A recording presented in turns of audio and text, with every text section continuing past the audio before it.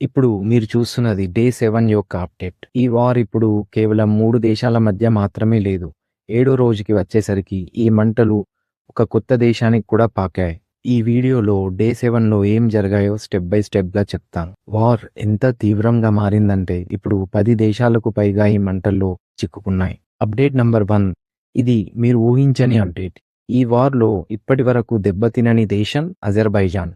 కానీ మార్చి 5వ రాత్రి ఇరాన్ యొక్క షహీద్ సూసైడ్ డ్రోన్స్ అజర్బైజాన్ భూభాగం మీద పడ్డాయి. మొదటి డ్రోన్ నఖ్చివాన్ ఇంటర్నేషనల్ ఎయిర్పోర్ట్ టెర్మినల్ మీద పడి దాన్ని పేల్చింది.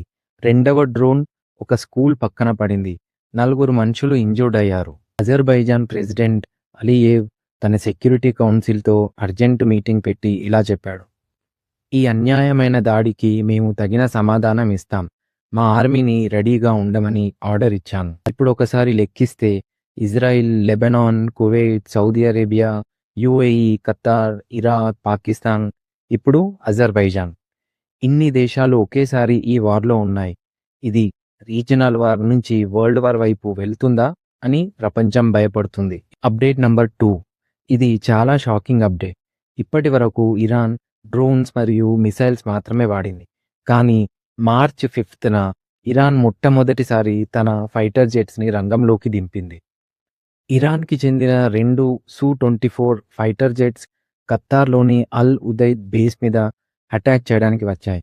ఈ బేస్లో 10,000 మంది అమెరికన్ సోల్జర్స్ ఉన్నారు. అసలు ఏం జరిగిందంటే, ఆ జెట్స్ బేస్ చేరుకునే ముందే ఖతార్ ఎయిర్ డిఫెన్స్ వాటిని కనిపెట్టింది.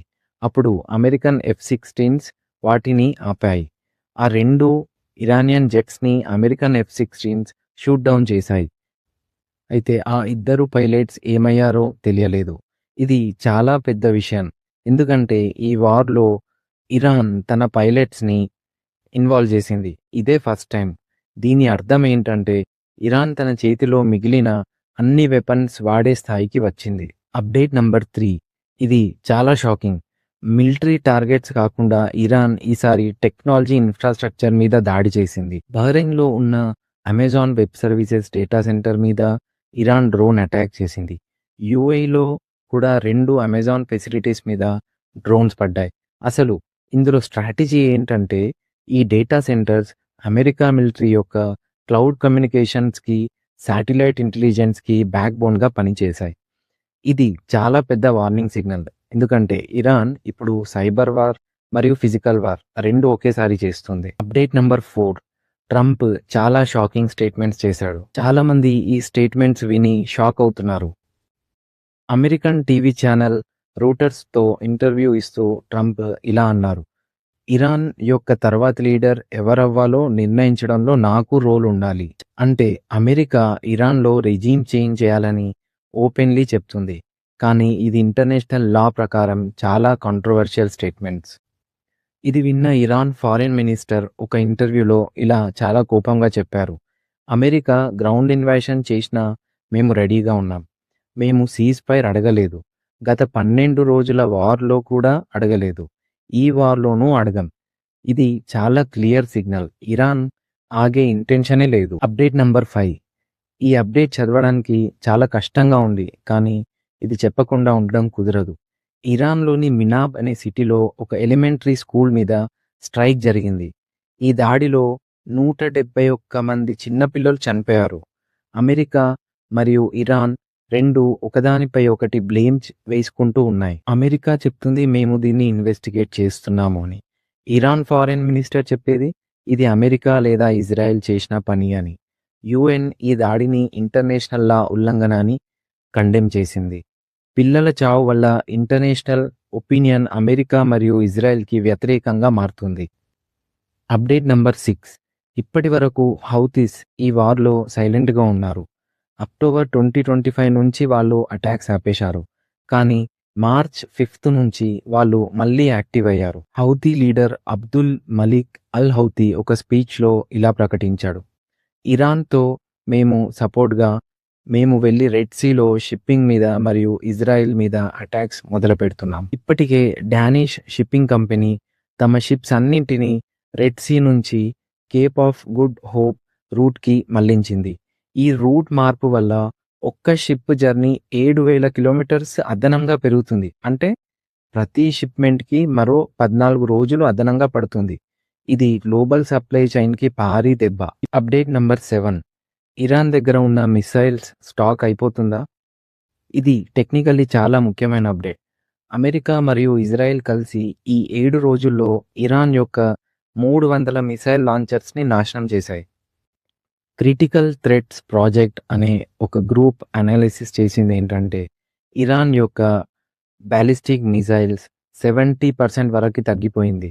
అంటే 30% వరకు మాత్రమే వాళ్ళ దగ్గర ఇప్పుడు ఉంది. తబ్రీజ్ ఎయిర్ బేస్ రన్వే మీద 11 క్రాటర్స్ ఉన్నాయని శాటిలైట్ ఇమేజెస్ చూపిస్తున్నాయి. అమెరికా స్ట్రాటజీ ఏంటంటే ఇరాన్ యొక్క మిసైల్ స్టాక్ అయిపోయేలోపే వాటిని డిస్ట్రాయ్ చేయాలి. కానీ అమెరికా దగ్గర ఇంటర్సెప్టర్ మిసైల్స్ కూడా తక్కువ అవుతున్నాయి. ఇప్పుడు ఇది ఒక రేస్ సిచ్యుయేషన్ లాగా ఉంది. ఇరాన్ మిసైల్స్ ముందు అయిపోతాయా లేదా అమెరికా మిసైల్స్ ముందు అయిపోతాయా? అప్డేట్ నంబర్ 8 ఇది ఒక చాలా షాకింగ్ అప్డేట్. ఇరాన్ వేసిన ఒక బాలిస్టిక్ మిసైల్ దాని టార్గెట్‌కి వెళ్లే దారిలో టర్కీ ఆకాశంలో ప్రవేశించింది. అయితే నాటో ఎయిర్ డిఫెన్స్ సిస్టమ్ ఆ మిసైల్‌ని షూట్ డౌన్ చేసింది. మిసైల్ శిథిలాలు ఉత్తర సిరియాలో పడ్డాయి. కానీ అక్కడ ఎవరు చనిపోలేదు. అయితే నాటో సెక్రటరీ ఇక్కడ ఒక స్టేట్మెంట్ ఇచ్చారు. ఇరాన్, అమెరికా మరియు ఇజ్రాయెల్ మీద చేస్తున్న వార్ యూరోప్ యొక్క సెక్యూరిటీకి కూడా థ్రెట్ అని. ఇది నాటో మొట్టమొదటిసారి ఈ వార్‌లో డైరెక్ట్ ఇన్వాల్వ్ అయింది. ఈ వార్‌ని ఒక కొత్త స్థాయికి తీసుకువెళ్ళింది. అప్డేట్ నంబర్ 9 అమెరికాలో పొలిటికల్లీ చాలా పెద్ద డ్రామా జరిగింది. అమెరికన్ కాంగ్రెస్ అంటే మన ఇండియాలో పార్లమెంట్ లాంటిది. ట్రంప్ యొక్క వార్ పవర్స్‌ని పరిమితం చేయడానికి ఒక ఓటింగ్ సిస్టమ్‌ని పెట్టింది. ఆ ఓటింగ్ సిస్టమ్‌లో ట్రంప్ కేవలం 7 ఓట్ల తేడాతో గెలిచాడు. అంటే ట్రంప్‌కి ఇప్పుడు ఈ వార్‌ని ఇష్టమొచ్చినంత సేపు కొనసాగించే అధికారం ఉంది. ఈ వార్ వల్ల ఇప్పటివరకు ఇరాన్‌కి, అమెరికాకి, ఇజ్రాయెల్‌కి ఎంత నష్టం వచ్చిందో ఈ 7 రోజుల్లో వార్ ఎంత వేగంగా మారిందంటే ఒక మిలిటరీ ఆపరేషన్ ఇప్పుడు దాదాపు ఒక రీజనల్ వార్ స్థాయికి అయిపోయింది. ఆయిల్ ప్రైస్ $60 నుంచి $95 దాటింది. ముందు ముందు ఇది $150 వెళ్ళే అవకాశం కూడా ఉంది. ఇది గ్లోబల్ ఎకానమీని దెబ్బతీస్తుంది. ఇప్పుడు 3 పాసిబిలిటీస్ ఉన్నాయి. ఫస్ట్, ఇరాన్ అమెరికాతోని డీల్ చేస్తే వార్ ఆగుతుంది. సెకండ్, ఇన్ కేస్ ఇరాన్ ఆగకపోతే అమెరికా దాడులు తీవ్రం చేస్తుంది. థర్డ్, ఒక పెద్ద గ్లోబల్ పవర్ జాయిన్ అయితే వరల్డ్ వార్ 3 అవుతుంది. ఇక్కడ ట్రంప్ చెప్తున్నారు, టోటల్ విక్టరీ వచ్చేంత వరకు మేము ఆగం. ఇరాన్ కొత్త లీడర్ మొజబ్తా ఖమేనీ అంటున్నారు, మేము ఆగం. ఈ వార్ ఇప్పట్లో ఆగేలా కనిపించడం లేదు. ఫ్రెండ్స్, మీకేమనిపిస్తుంది? ట్రంప్ ఇరాన్ యొక్క కొత్త లీడర్ని సెలెక్ట్ చేయాలని చెప్పడం కరెక్టేనా? అజర్బైజాన్ ఇప్పుడు ఇరాన్ మీద అటాక్ చేస్తుందా? హౌతీస్ మళ్ళీ రెడ్ సీలో అటాక్ చేస్తే ఇండియా మీద ఎంత ఎఫెక్ట్ పడుతుంది? కమెంట్స్ సెక్షన్లో చెప్పండి. నా ఎక్స్ప్లెనేషన్ నచ్చితే వీడియోని లైక్ చేసి షేర్ చేయండి. ఇలాంటి ఇంట్రెస్టింగ్ వీడియోస్ కోసం ఛానల్ని సబ్స్క్రైబ్ చేయండి. Thank you.